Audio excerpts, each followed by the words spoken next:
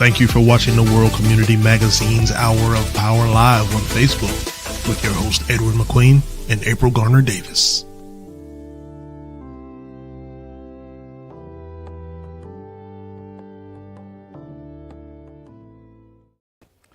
And good evening and welcome to our program today. It's good to know that everybody's doing well. I'm just going to assume that.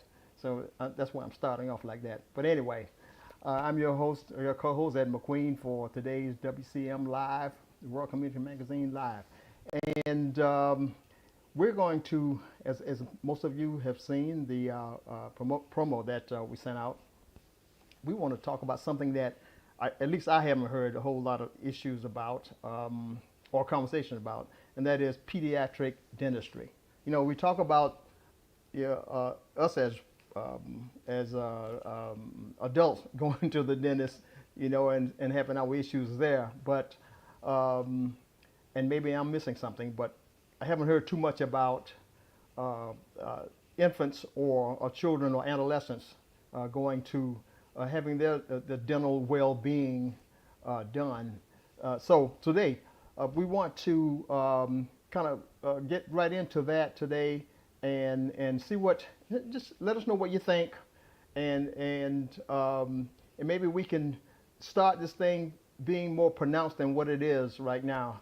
Like I said, it's not discussed a whole lot, but it should be, because in the pediatric stage, at that age group, that's the foundation for starting, early age and hygiene habits. Okay.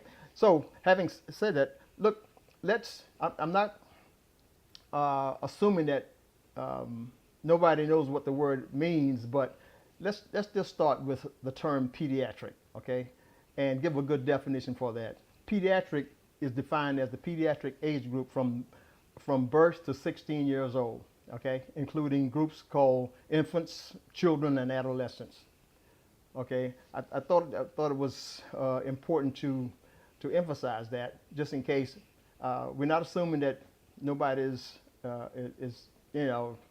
uneducated or anything, but I think it's always important to do things like that. So let us explore the significance of pediatric dentistry and how it contributes to our children's overall well-being. And having said that, we'll want to welcome on our today's program Dr. Sakita Brown, and she's a local pediatric dentist, specially trained to address the unique dental needs of children in the area. She's local, and she understands the complexities of growing teeth and gums, and is skilled in managing the behavioral aspects of children during dental visits. And Dr. Brown today wishes to share with us the importance of early detection, one of those things, to establishing healthy oral hygiene habits, and the first-time visitations, what to expect, and the importance of having regular checkups at a very early age. I think we all, I'm going to give my solution to that. Is because of economic reasons in the past, people haven't had time to address younger children like that. So, Dr. Brown. Yes. How are you today? I'm fine, thank you. It's good to have you with us, and good to have you Sure. discussing this important topic on pediatric dentistry. I'll tell you what we'll do. We'll start. I don't know if you are well known, but you will be after today. Okay. Okay. So if you could give us a little background of yourself and the people that you know in the area, that we know, so that we can familiarize ourselves too with you. Sure. I am originally from Lexington, Kentucky, and I did my undergraduate training at Spelman College in Atlanta, Georgia. And then I went to dental school at the University of Kentucky, and that's 4 years of dental school. And then I did 2 extra years at University of Alabama at Birmingham to specialize in pediatrics. So I just moved to this area, Myrtle Beach, a year ago from Atlanta. I was in Atlanta from 2005 to 2024, and I moved here because my parents retired here. And so my mom is originally from Chapee, South Carolina, a town Okay. outside of Georgetown. And so they Right. retired here, and so here I am. And so I am working as a pediatric dentist here. I've been here for a year at an office named Sawgrass Pediatric Dentistry. It's in Carolina Forest. And so I'm an associate dentist. I'm not the owner, but I do work there. Well, it's enough. It's enough knowing that you were around and know, Yes, yes.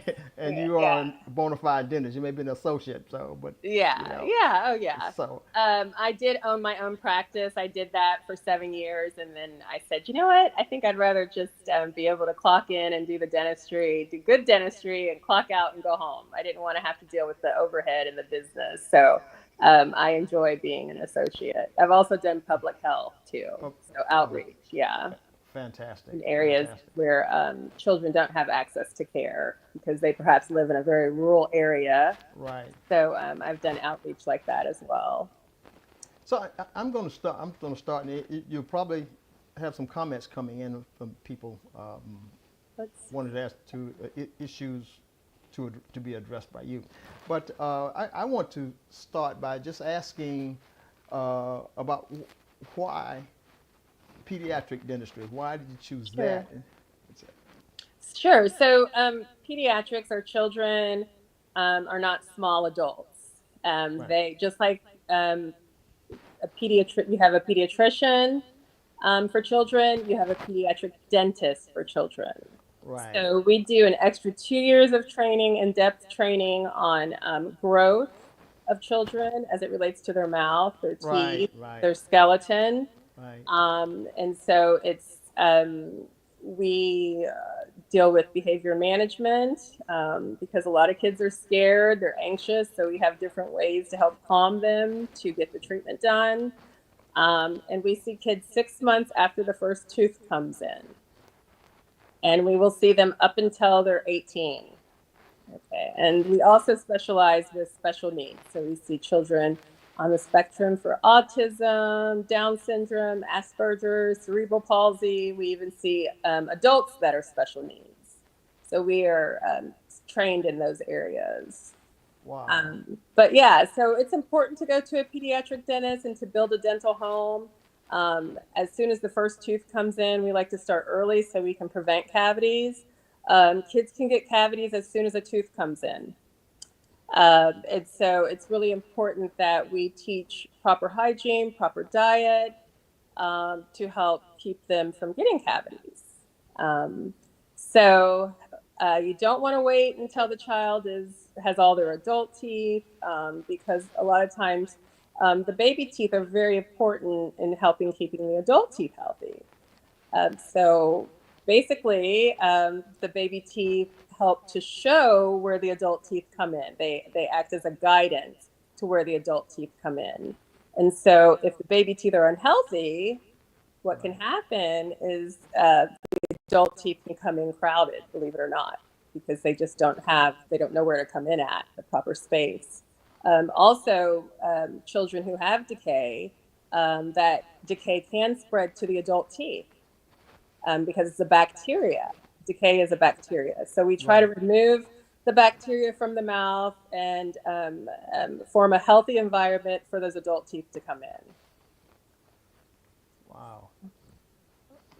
So I bet I'm assuming that that one of the most prevalent things, maybe overreaching here, but things that you find with the pediatric age group in dentistry, it's the fact that it's almost like too late to treat certain things, or if it's not too late, then they're behind the eight ball, so to speak, and that makes the job a little more challenging for you.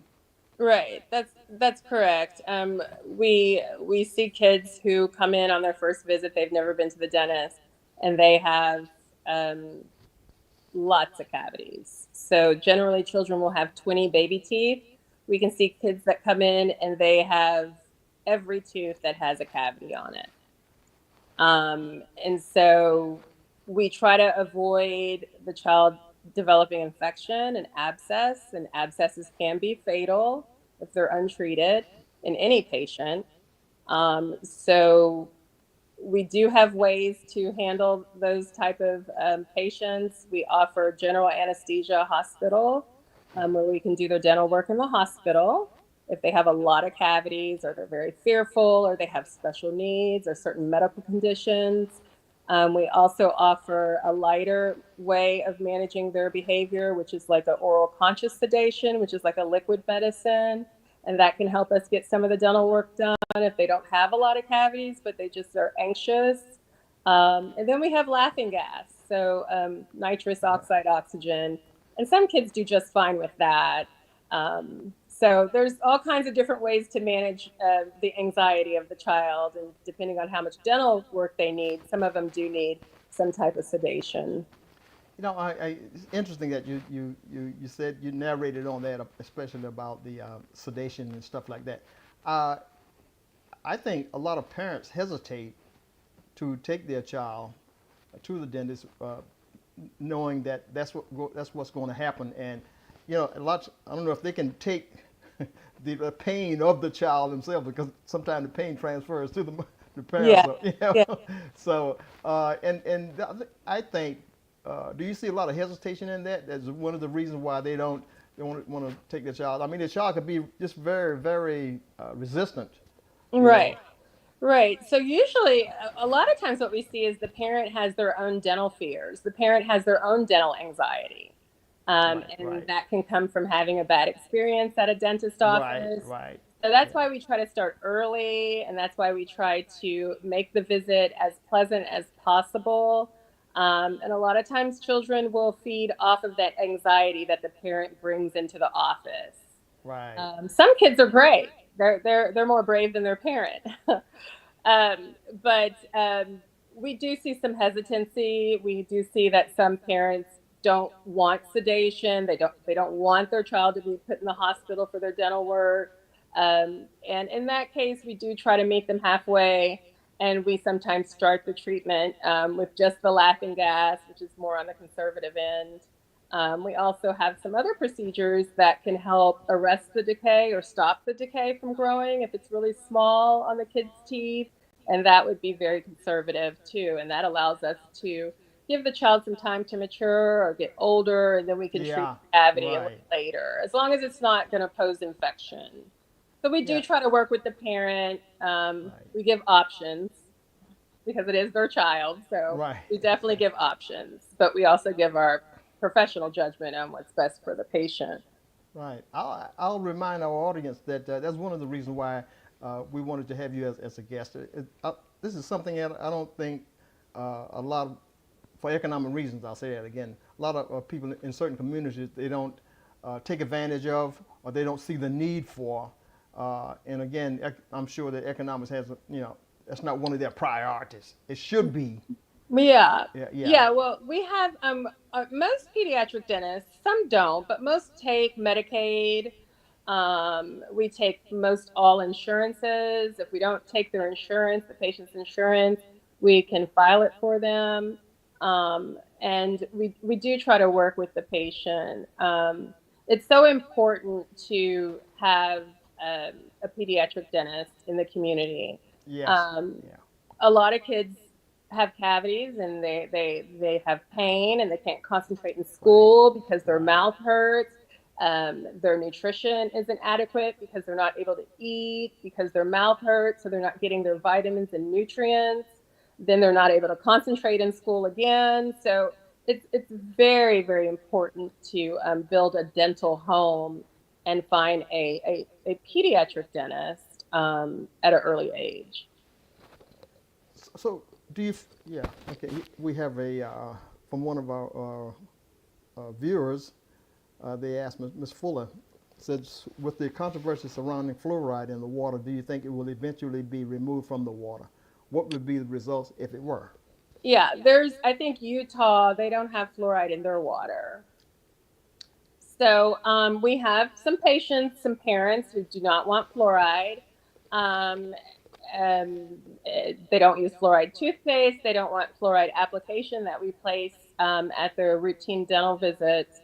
In that case, you do run the risk of a higher chance of getting cavities, but we do have toothpaste that are on the market that have xylitol in them. Xylitol is a natural sweetener from fruits and vegetables, and that's been seen to decrease the risk of cavities.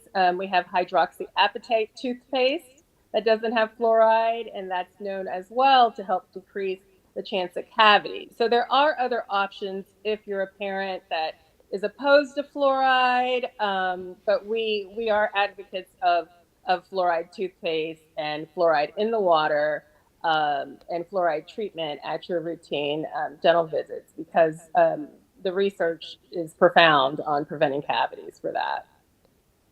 Yeah, yeah. I'm predicting that it'll be a long time before they get rid of fluoride.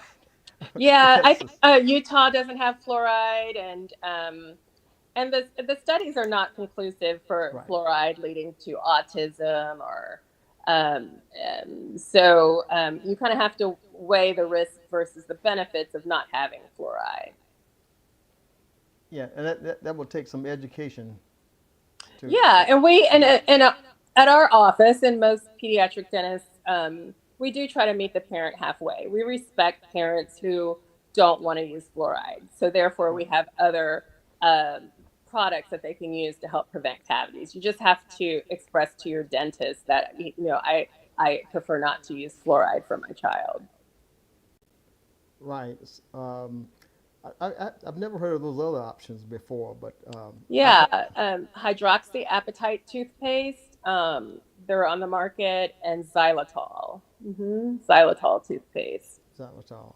hmm Um, but some dentists will offer stronger doses of fluoride toothpaste. hmm Yeah. Uh, that you don't recommend that, not No, for we do. just For patients, we have some of our patients that come in and they are just prone to cavities, right, whether that be because of their bacterial makeup, their flora in their mouth, their diet, high carbohydrate, high sugary diet, and perhaps they just don't brush their teeth that well consistently. They're not flossing. So those patients do require more of a fluoride toothpaste that you can only get from your dentist that you can't find over the counter. So we right. do offer that for some of our patients that need a little more fluoride to help prevent cavities. Well, we got some questions that you need to be addressing in our in our chat box over there.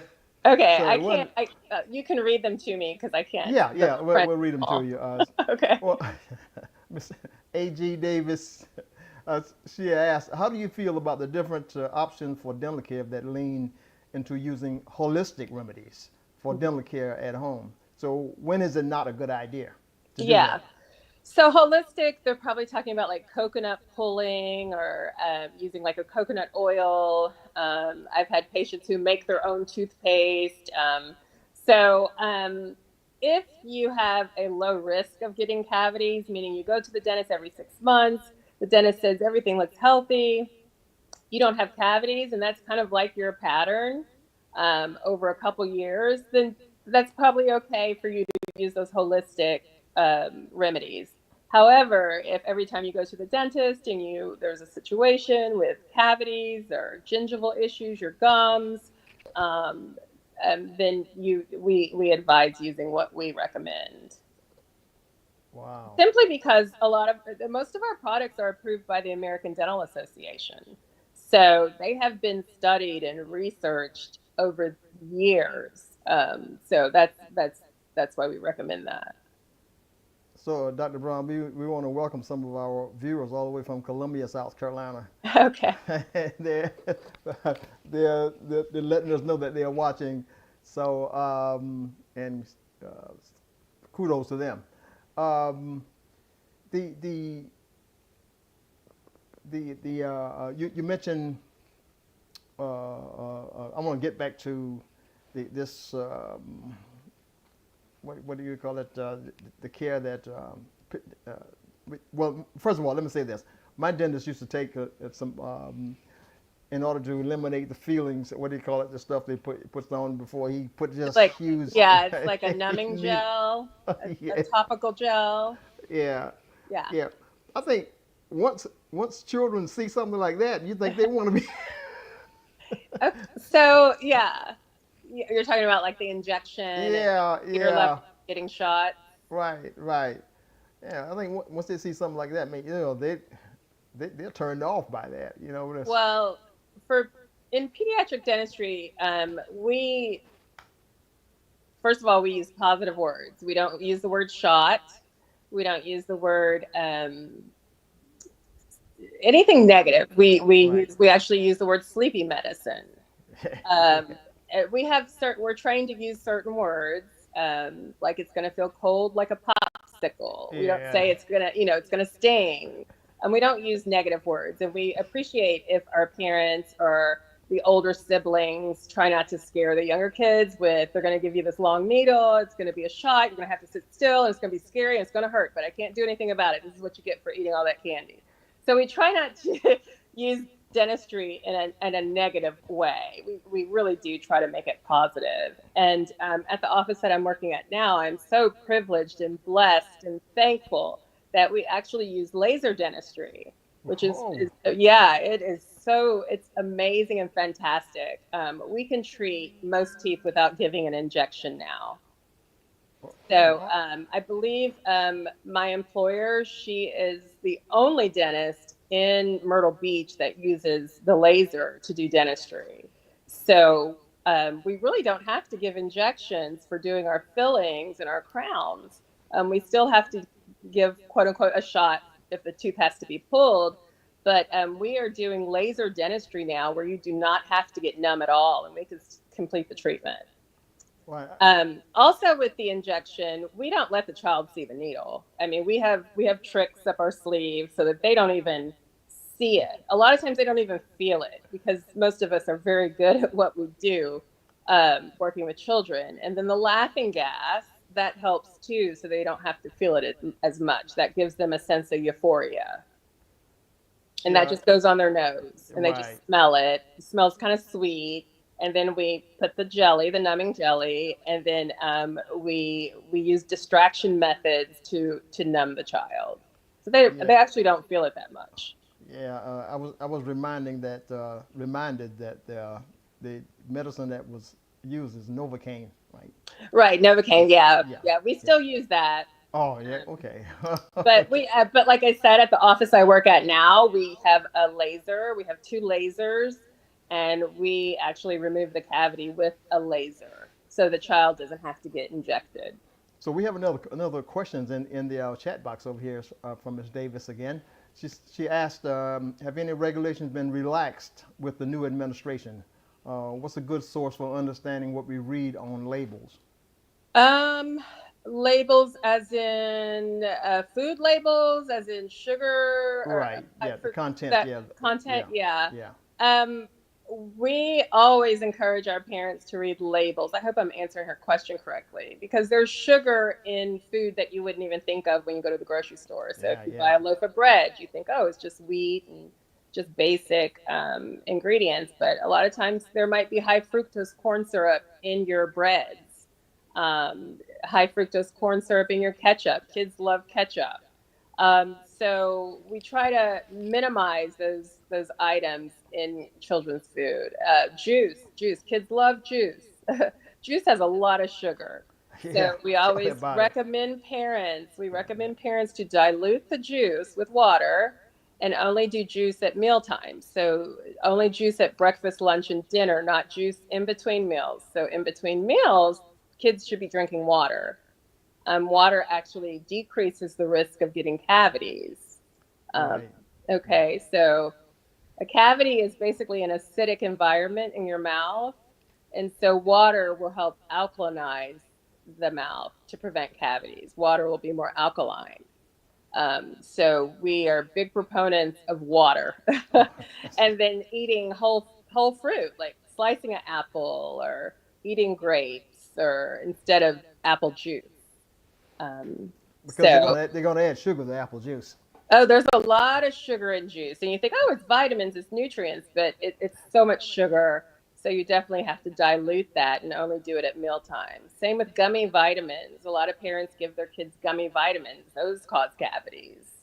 Wow. So, Um, mhm. yeah. So, getting back to a previous question from Ms. Davis, she further emphasized that we were talking about toothpaste and mouthwash and stuff like that Mhm. for the, I guess, for the sugar content. Uh, Y- Yeah, for mouthwash, we recommend Act fluoride mouth rinse for our kids and teenagers. It's ACT. You can buy it at the grocery store. That's a great mouth rinse. right. And then we always are proponents of the American Dental Association. So anything that has that emblem, the ADA, on it, we approve it. But mouth rinse doesn't take the place of flossing or brushing. Really. No, unfortunately, it doesn't. Look, So, yeah. look, nothing takes the place of flossing. That does. No, nothing takes the place of flossing. And that's actually where most of the cavities occur Right. for pediatric dentists. That's what keeps us in business is that parents aren't flossing their kids' teeth. And Yeah. yeah, so the baby teeth, kids are going to keep the longest in the back of their mouth, the very back molars. They keep Right. those until they're like 13. So if Right. your kid's coming in at 3, 4, and you haven't even flossed by 4 years old, and the teeth are really close together, that Yeah. child could have cavities. Yeah. Yeah. People need to hear this kind of stuff because it goes into the specifics and something like what you just explained. I don't. You just don't hear it a lot. It's not talked about enough. I don't believe. Okay. Yeah. About Well, yeah. flossing at such a young age and stuff like that. If Yeah, they've well, gone to the dentist. some of the pediatricians are applying fluoride varnish for the children at their pediatrician visits, which we really appreciate. That's great. So, um, yeah, a lot of parents too just don't know if they're doing a good job brushing their kids' teeth at such a young age because it's difficult. It's challenging to get their mouth open, and you don't know if you're reaching back there far enough. So that's another reason why it's good to see a pediatric dentist early on. So one of our viewers in Columbia, South Carolina, wanted to know, can you recommend a dentist in Columbia that does laser? Oh my goodness, there isn't one in Columbia. So there's one in Oh, really? Charleston. There's one in I want to say Somerville, Charleston. We're here in Myrtle Beach, and I think that might be it. Yeah, yeah, I think it's pretty rare. So we're here. We have 2 in our office. So no one in Columbia. So is that They're in Charleston and Myrtle Beach. right, right. So is that associated with a difference in cost? When you have No, laser it's work? not. You would think it would be more, but it's Yeah, no extra cost at all. And the parents just love it. They are so impressed with it. Yeah, it's pretty nice. yeah. Yeah. That's kind of information. We can do crown preps with it. So because kids don't have to have those silver caps on their back teeth, we can do white crowns now on the back teeth. White crowns. Yes, white crowns that are more aesthetically pleasing. Usually kids will have silver caps on their back teeth. Oh, really? Yeah, if their cavity is really big, we have to put a crown on it, on the baby tooth. Yeah. Right, And so when that baby tooth's ready to come out, the crown will come out with the baby tooth. They'll be connected. It's right. kind of like cemented on there. But now we Yeah. have white crowns that we can treat children with as well. There's a little extra cost to the white crowns though, because it's aesthetics. Oh, the aesthetics. Yeah. Right. But I don't Um, want parents to think that they have to have silver crowns on the back teeth. yeah. This is again. I'm going to put more emphasis on this. That this is really good information. I think Yeah. for families. It's important. And then our children who have special needs like autism, any type of special need, even developmental delay, you want those kids to see pediatric dentists, even your teenagers who might be autistic on the spectrum, because we specialize in treating those children too and teenagers. Yeah. The that's um, now we had a local dentist on our program some time ago, and he put emphasis on, and he'd like to come back and talk about it again, and that is the association of diabetes with dentistry, wellness of dentistry. Do you find that to be, I know for diabetics for a young child it's probably rare, but. No, it's common. They usually have type 1 diabetes. So our diabetic patients, I wouldn't say they have a higher risk of cavities. We try to, of course, not allow for those patients to have infection. So we try to treat them early when the cavity is small. We don't want to just let the cavity get bigger because we don't want our patients to get infection that have diabetes. Yeah. Oh, okay. Another question in the chat or something you can address. They asked, not sure if you mentioned about the electric toothbrush, pros and cons for children. Yeah, electric toothbrushes are good.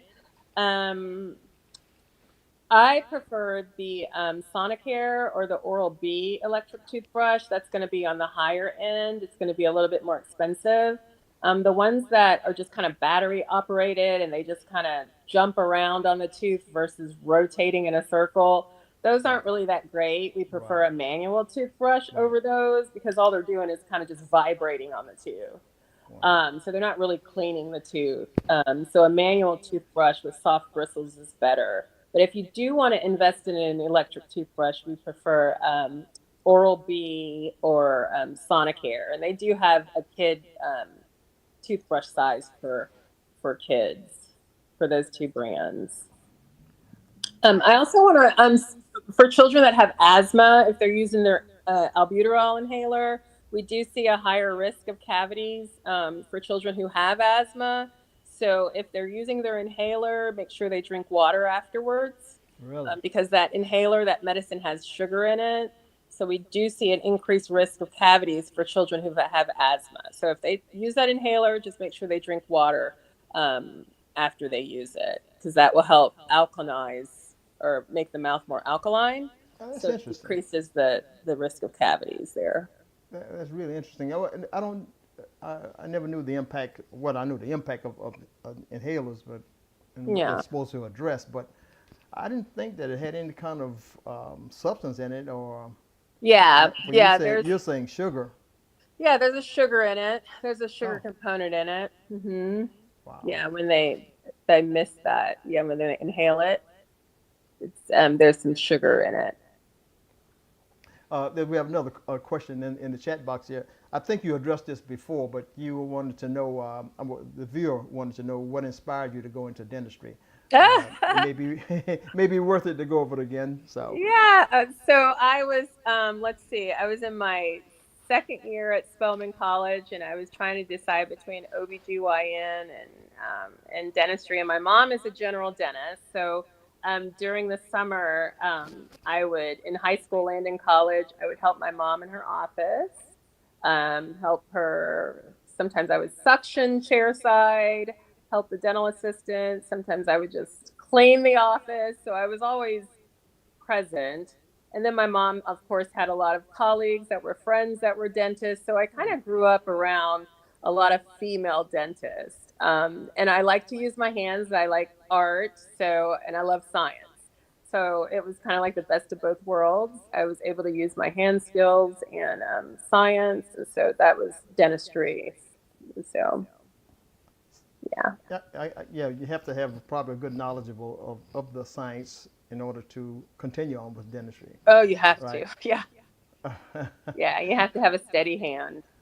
So in our chat box again, someone just said obviously they know your mom. Said kudos to Dr. Carrie. Thank you. So apparently Dr. Carrie Brown has done a good job. Yeah. Thank you. And things came out the way she wanted to come out, I guess. Thank you. So This is such a, to me, it's proliferating, for lack of a better word, a topic on dentistry with children.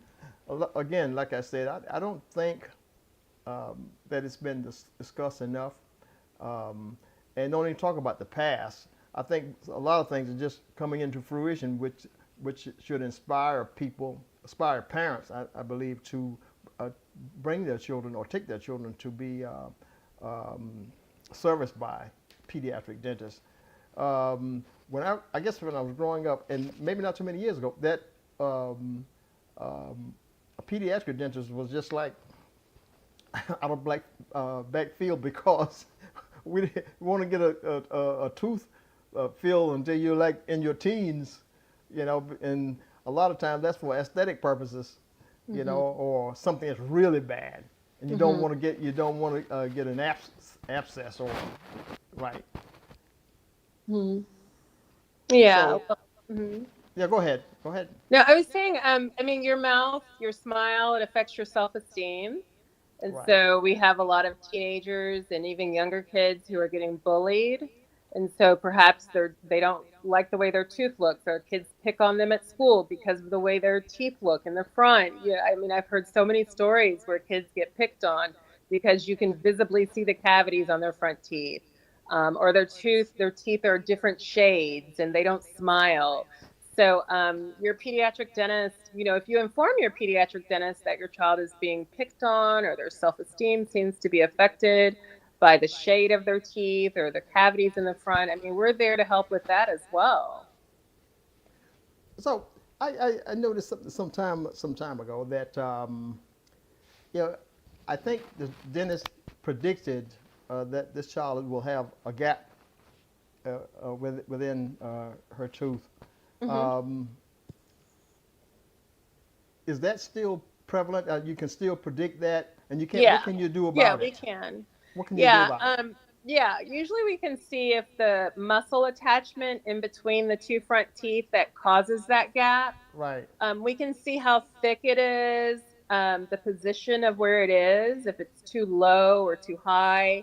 We can do a frenectomy where we can kind of take a laser and kind of cut it, release it. And sometimes that will help bring the teeth closer together if we do that at an early age. So that's another reason why you should see your pediatric dentist. And then of course we refer kids who need braces. We refer them to the orthodontist now at 7 years old. So you don't have to wait until they get all their adult teeth. We can start straightening teeth early, even while your child has some baby teeth. So to address that gap, how does that impact the rest of the teeth when you're addressing it? Does it pull together all the upper teeth in the back? Correct. Yeah, it pulls. Yeah, it pulls. So we usually do the frenectomy. We do the laser. Let's stop with this word again. What is this word again? Frenectomy. It's just where the frenum. It's just basically a muscle attachment in between the two front teeth. And if you have a gap in between your two front teeth, that muscle attachment is thick. So that's what's keeping the teeth spaced apart. Right. So we try to kind of loosen that up to kind of thin it out so that the teeth will start to shift together. They'll shift closer together. So sometimes we need braces to help with that. Right. So is braces the primary addressing thing there, or do you have to go through your usually you'll see your pediatric dentist first for that concern, and then depending on the age of the patient, sometimes maybe like around 7, 8, maybe 6, we can try to do a frenectomy. Sometimes that might be better for the orthodontist to take a look, especially if there's other crowding issues in the mouth. It might be some other issues just besides seeing the gap in between the two front teeth. So, yeah. Issues like what? Like there might be some crowding in the back. Some of the baby teeth might be not able to come out. And so the child doesn't want to remove the baby teeth. And now the adult teeth are coming in shifted and coming in so that it looks like the child has two rows of teeth. Right. So, yeah. So then we have to go in and we have to pull some of those baby teeth so the adult teeth will drop in place. So it's a Wow. whole everything's a moving compartment. Yeah, I'm serious. And the child is still growing. So it's all very important. The child is growing and the expense is growing. It's pricey. Yeah. Braces are. But a lot of our orthodontists now, they do payment plans. So it's not all due up front, which is nice. Yeah. Yes. And usually So the first visit to the orthodontist, your braces doctor, it's going to be free. The first visit is just a consultation, and they'll do that for free. But you have to get a referral from your pediatric dentist. okay. All right. That's so. Having said that, um, dental insurance has to play a major role Yeah. in your child's development, right? Hmm. Yeah. Most kids, we at our practice, at most of the practices that I've worked in my career, we always see Medicaid. A lot of children are on Medicaid, a lot. Really. And so we don't turn them away. We have some pediatric dentists, of course, that don't see Medicaid, but we do see Medicaid or patients that have state insurance. Hmm. Yes. Now, Same with the special needs, like our children or teenagers or adults that have special needs. They are usually on Medicaid as well. yeah, it's I kind of feel bad that we don't have any graphics for which to display this evening, and to some of our viewers. Hmm. 'Cause but this, the narrative that's being displayed, that's generating from you, is, to me, is very important. And it's kind of like overwhelms graphics, so to speak. I mean, for what you're saying, because it seems like either people have experienced it or they have not, and either now that they want to or they don't want to, Hmm. based on what you said for the past 45 minutes or so. You know what I Yeah, mean? well, I mean, just make sure, that because all pediatric dentists aren't alike, and you want your child to have a positive visit. Right.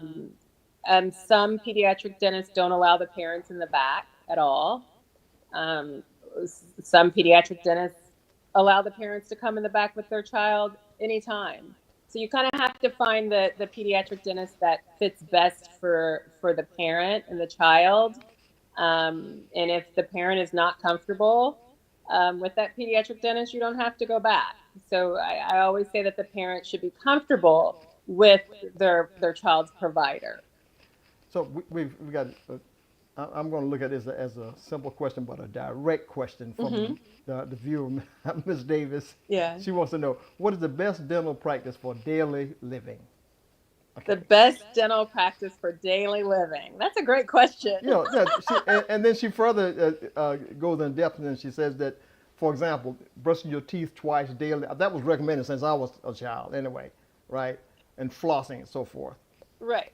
So the best, well, that's multiple things, but flossing is so important. Flossing helps to prevent gum disease. It helps to prevent bad breath. It helps to prevent cavities because it cleans even just the bacteria in between the teeth. Okay, Right. so it helps to keep that gum tissue that your tooth is sitting in healthy. If you don't floss, you could lose your teeth.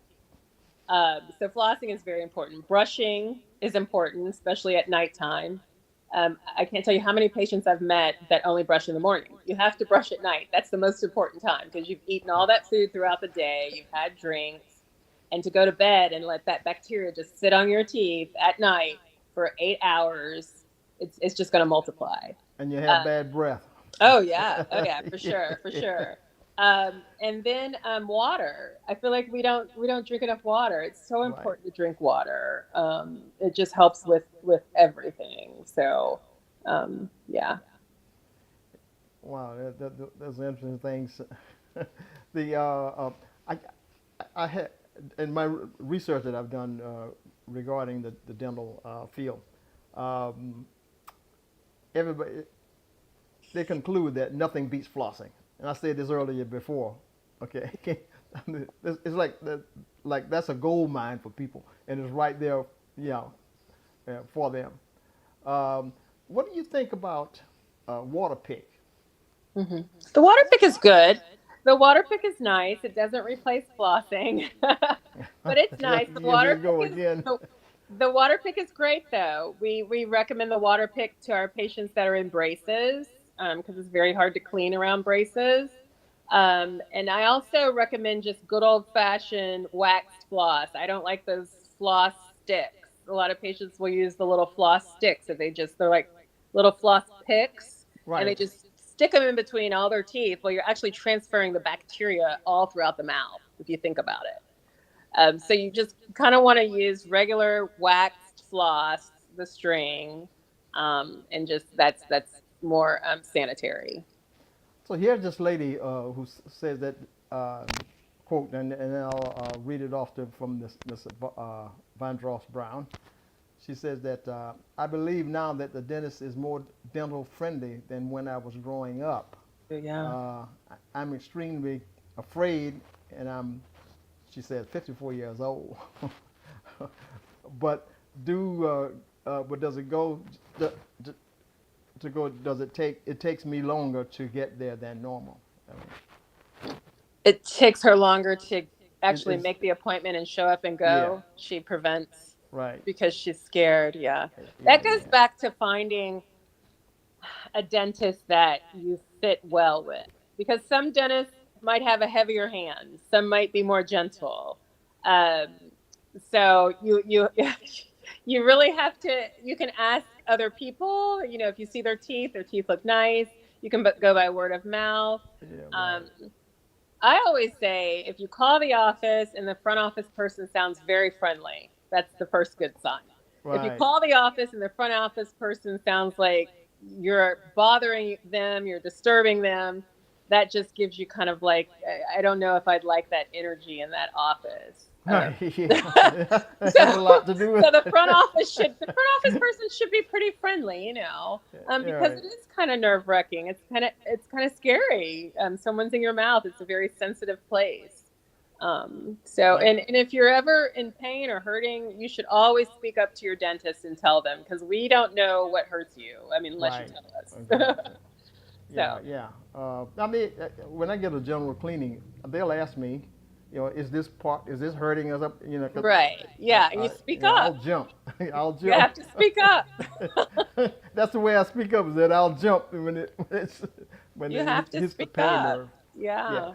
So, Ms. Davis asked again, said, where can new patients find you, Dr. Brown?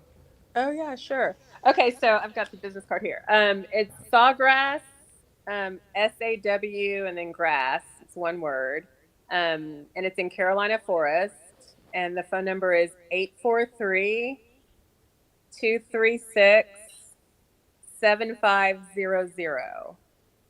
And so again, that's 843-236-7500. And I'm Dr. Brown, and then Dr. Ryan is there as well. We're both females. It's okay. We're both women. That's okay. So we're to me, gentle. yeah. To me, a dentist is a dentist. I mean, I'm just saying it like it look, is. We're both women and we're both gentle. So yeah, there. I used to think that they both will stick that needle in you, but you saying you use laser, so Yeah, we use yeah, lasers, which you're is right. it's nice to have that. So it is called Sawgrass Dentistry, Sawgrass Pediatric Dentistry. pediatric dentistry. Yeah. Okay, hmm okay, Yeah. that's great. Well, I'll tell you, this has been some good information here this evening. You didn't think it was going? Did you think it was going to get to all that? No, Dr. it's Brown. fine. And then I know if someone had asked about a pediatric dentist in Columbia, you can always go on the American Academy of Pediatric Dentistry website, Right. and you can find a pediatric dentist in your area. Yeah, yeah, yeah. I guess, but you're kind of rare though, right? I mean, not just a female, but a black pediatric Oh dentist. yeah, Yeah, yeah. yeah. There's quite a few black female pediatric dentists now. Right. There's a lot in Atlanta, but Really? here in Myrtle Beach, I'm the only one. Yeah. Well, Hmm. it's good to know that there's why do you think there's, I guess, there's a lot of them in Atlanta? I guess that's a huge Well, concentration Atlanta, of you it. know, Yeah, it's Atlanta's yeah. like the Mecca, right? Right. Well, and that's good. I mean, Yeah. that creates more professional Yeah. Oh, yeah. professionals. It's a good Okay. thing. It's a good thing. Yeah, absolutely. Yeah. So, uh, so what? In conclusion, I'm going to say in conclusion, Dr. Brown, that kudos to your mom. I've said this once before, and Thank and she's done a magnificent job Thank you. of, of with you, and you seem like you'll continue to do this magnificent job with pediatric dentistry, and I'm so proud. I'm impressed. Thank you. Also proud to have you on there with us, and You're welcome. right, and again, the reason why I really wanted you on there again was because this is an area here, like a lot of them in South Carolina, I presume, where you don't find a whole lot of pediatric dentists. Yeah, Right? Is that's that true. correct? And they need to know what's behind it. You know, what are the challenges, and why they still can bring their children or child to see a pediatric dentist. The importance of it, Yeah. having it, so they don't have to deal with major problems later on. Right. Yeah, that's true. And you should go every 6 months, not just Yeah, when the child is hurting. yeah. So for an area like Horry County, um, do you can you recommend any strategies that financial strategies that I know you said that you can schedule payments. You said that earlier, I believe, Mhm. about them coming being serviced by a So, pediatric dentist. But well, by the orthodontist, they can yeah. schedule payments. Oh, okay. For braces, they Oh, do okay. payment Oh, plans okay. Okay. Okay. Um, because those are expensive. Braces, very expensive. braces, right? So comparatively, then, just coming to you for a 6 months, a checkup, then we're not talking about a whole lot. They don't look at that as expensive, do you? I mean, No, no, it's not. No, it's. Are you trying to get a price point or? well, not particular. I don't think you can nail down a price right now. Mhm. I wouldn't want to nail down a price right now Yeah. I was like, on the broadcast, okay, because good. I can see it that. depends on the situation, you know. But I would like to, um, I just want them to know that that they're not going to be saddled with a huge Oh, debt, yeah. and it's up to them, give them the option of knowing that their child either needs this or not, and the importance of it. Okay, so that again, they don't have to have a major expense 10 years from now. Okay, Right. okay. So, but anyway, having said that, we're going to wrap this up at unfortunately. Unfortunately, because I there's a lot of information here that I think that was talked about, and we got some pretty good responses from people who want to still continue to talk about that. As you can see on your screen there, it says Ms. Vondros Brown again says she's going to definitely refer family and friends to the Thank you. surrounding areas to Sawgrass Yes. Dentistry. Uh-huh. And Pediatric, Progress. Yeah, Pediatric. you're right. Pediatric Dentistry, right. Yeah. and you might know this person right here in Myrtle Beach. That was Michelle Gay. Said that good evening from Myrtle Beach, and she said that you've given an outstanding presentation. Thank you. So Thank you very much. So look for more customers, I guess, in That sounds the future. good. Okay. So our hour is almost up. So good. Listen, it was so good, and again, I appreciate your presence, and hopefully our viewers going to benefit and digest what you had to send out today. Okay. All right. Well, And, thank you. Good. In regards to your mom again. Okay. Don't I'll tell her. bring She might be child. listening. You think so? Maybe. Thank you again. Okay. Okay. All right. Thank you. Thanks to our viewers, Bye. and have a good evening Thank you. to You our too. viewers. Thank you for watching the World Community Magazine's Hour of Power Live on Facebook.